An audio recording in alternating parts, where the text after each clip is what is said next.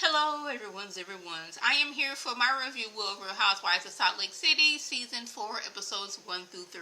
If you were new to my channel, welcome. I am Lady T. I like to do reviews on scripted reality shows, and I also do reactions. If you're returning, you one of my peoples, welcome back. So, we're going to start off with Whitney and Meredith. Now, I'm guessing Whitney forgot how Meredith made it her sole mission in life last season to, I don't want to say take Lisa down, but sort of take Lisa down for talking about her husband.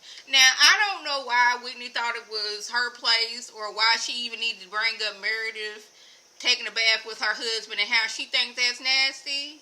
I mean, we're not going to go there. But, I guess she felt, okay, that's nasty, you and your husband in the bath together and y'all bathing. But, first of all, how you know that they didn't get out of they wanted to be intimate with each other. And once they got out the bathtub, they wouldn't took a shower. We don't know. But Meredith's point is, baby, my tub gets washed every day. When was the last time your hot tub got washed? Because you be in there, your husband be in there, your kids be in there, your friends be in there. When is your hot tub getting washed? And one thing I know about these tubs and these hot tubs, just because you clean it on the surface don't mean it's clean on the inside. You got to get up in them jets. You got to doggone it, put water in it, put a certain kind of soap in there and let them jets run and get all that dirt out of there. But why you care what's going on over at her house when you always complaining, why are people so worried about what me and my husband doing and this, and the third? My thing is, I'm guessing Whitney wanted Meredith to have an issue with her, so once they do start filming, she can play the damsel in distress like she does often. Do something and then she put on that, well, I didn't mean it that way. It was just a joke. You weren't supposed to take it that way. But then get mad when somebody does the same thing to her. That's what I'm getting from her. But I was like, yes, Meredith is going to make it her sole mission in life to doggone drag you. Just like she did Lisa last. Y'all, Mary is back and I am happy. Now, we all know Mary a little off. We're going to say that. She doing a little better these first few episodes because these first two seasons she was dressing like a avant-garde church lady. She was always with the matching of the tights and her outfits, even though that they was expensive, they looked like they was ugly. But I am here for Mary because Mary says what everybody else is thinking, and I appreciate that about her. And I did not know that Meredith and Mary had kept in touch. I initially thought that Meredith brought Mary on because she know that Mary loves to come for Whitney. So, little girl, don't do that. Little girl, stop doing that. So I was like, okay, that's fine that they've kept in touch. I'm happy for that. I'm happy that Mary is back. Because Mary just cracks me up. And she don't even be trying to be funny. But what she be saying is yeah, I understand that. I completely agree with you on that one, Mary. So they keeping up. I think they talked about Jen, and it is funny. So now that Jen is no longer on the show, the ladies are being able to really say how they feel, and I'm pretty sure it is such a relaxing feeling to not have to be around her violent tendency all the time. Not have to worry about if she gonna spaz out and throw champagne on you, if she gonna spaz out and throw your shoes in the ocean. That must be a wonderful feeling. And y'all, I still do not understand with Jen, and we don't even have to say alleged anymore. She was out here stealing from the elderly and vulnerable people while she would hop, skip, and jump herself on a reality show. You knew you was out here doing all these crimes, and you have been doing all these crimes for years. What possessed you to want to get on a reality show? Because if you had just kept and not been on the reality show, it would have just been the people in your town to do what you was doing. Now people all over the world know what you do. And they're that's probably why she was always stressed out and lashing out, because she knew that the floor could fall off from underneath her. Y'all don't know how many times I have been at a grocery store and when I was drinking soda water, put the soda at the bottom of your grocery cart or your case of water down there. How many times as I'm about to as I'm in checking out, I'm looking down to make sure I ain't left a soda down there because I don't want to get to the doggone the door and the beeping go off. I be paranoid about those little things. Side note, when I was like in 5th grade, me and my mama went to Walmart to get me a new art box. Now, mind you, the art box that I picked out looked like a baby briefcase. It was able to fit the big box of crayons. It was able to fit me some markers and some color pencils and some regular pencils. It fit in every compartment. And I was like, okay, I put all the stuff in there to see if everything would fit, to see if I was going to get this art box.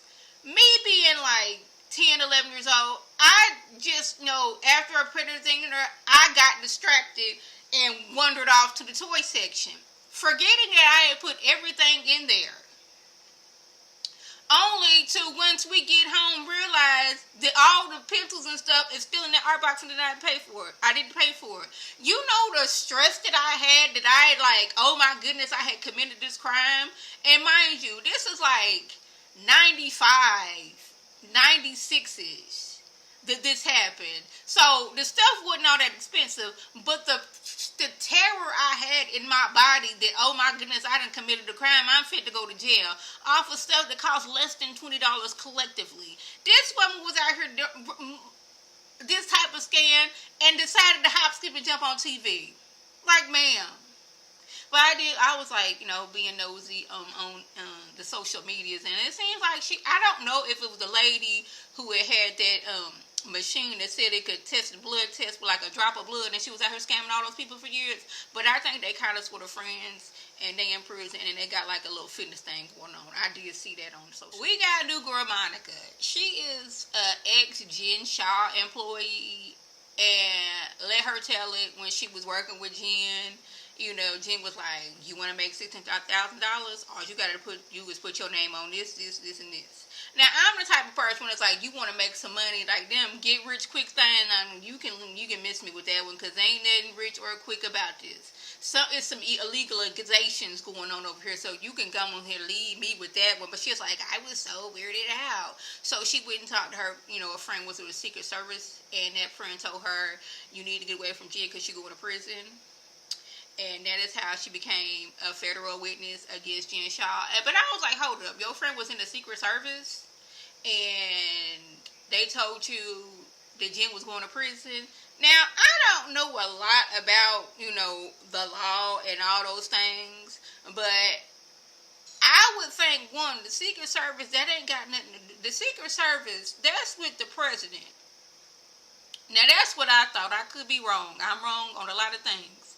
But I thought Secret Service was with the president, and even if that's not true, they wouldn't be out here telling you she going to prison even if they was your friend or not.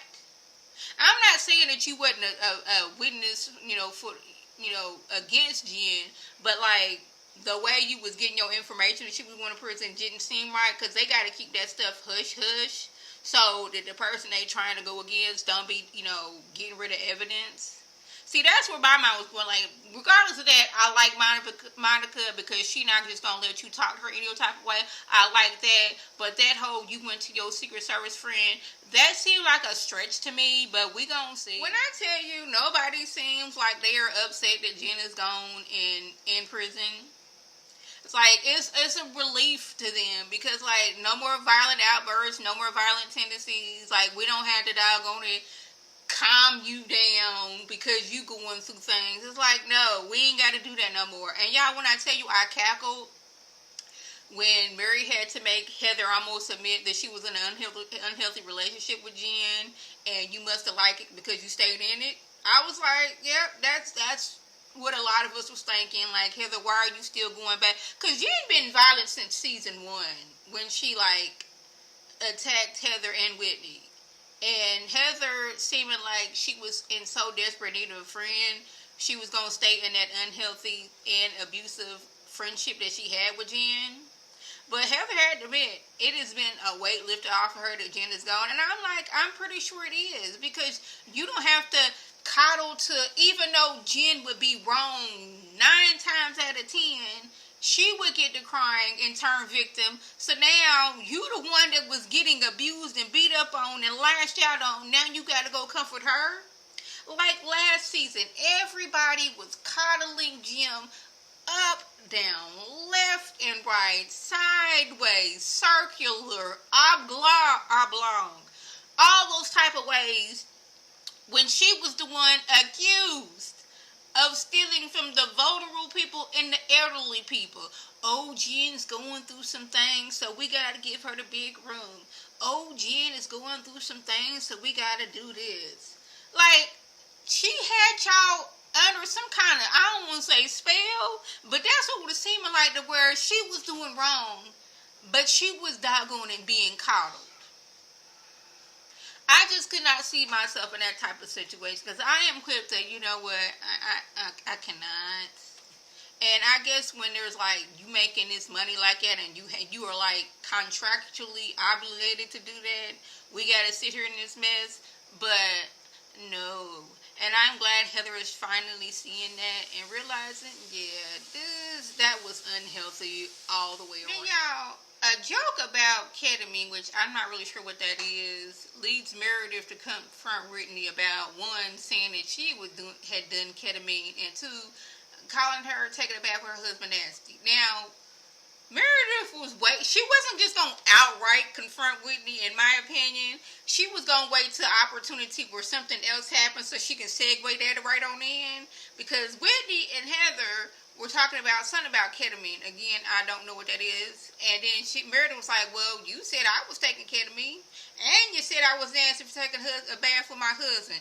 I ain't saying that when you and your husband was stuck on dripping yourself in pain and rolling around having sex. And when he's like, Whitney, you did shade Meredith, because, like, I don't know what you're doing. I don't know if your bath, I'm pretty sure it's clean, but I've never been to your house. You have all these different rentals, and they did show, like, a few rentals that Meredith was in, but, like, I'm assuming, and I don't know, but it seemed like when it's time to film, I don't want y'all in my actual factual house, so I'm going to get this rental, and if she got the coin to do that, I'm not mad at her, because I don't want y'all all up into my house. My house is private, it's sacred. I don't want y'all to know what was going on. But of course, Whitney was like, it was just a joke, but I know Meredith is going to hold a grudge on that. And like I said earlier, Whitney, she does things, and then when you come for her at it was just a joke. I did not mean it that way, but I know she's going to hold a grudge. That way, later on, I can play victim, I can play damsel in distress. So that was episode 1.